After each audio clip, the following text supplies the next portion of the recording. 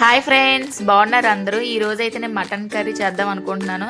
చాలా సింపుల్గా ఈజీగా ఎలా చేయాలో చూసేద్దాం రండి. ఫస్ట్ అయితే మటన్ అయితే బాగా వాష్ చేసుకున్న తర్వాత అందులో కారం, ఉప్పు, ధనియా పౌడర్, జీరా పౌడర్, గరం మసాలా పౌడర్ వేసి బాగా కలిపి పక్కన పెట్టుకోవాలి. నేను అందులోకి ఆనియన్స్, టమాటోస్ అవి అయితే కట్ చేసి పక్కన పెట్టుకున్నాను.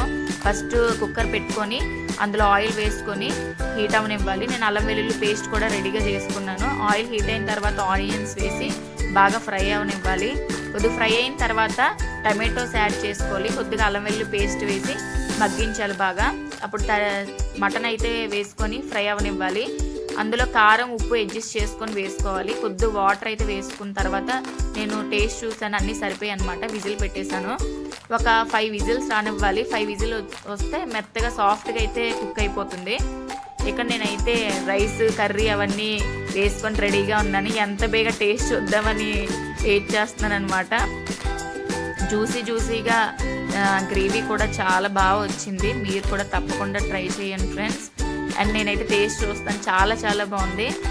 నా ఎక్స్ప్రెషన్ చూసినట్లయితే మీకు అర్థమవుతుంది. చాలా బాగా టేస్టీగా ఉంది. పీస్ కూడా చాలా సాఫ్ట్గా కుక్ అయింది, అదే చూపిస్తున్నాను మీకు. మీరు చాలామంది వీడియోస్ చూస్తున్నారు కానీ లైక్ చేయట్లేదు. ప్లీజ్ ఒక లైక్ కొట్టండి, సబ్స్క్రైబ్ చేయండి. Thanks for watching.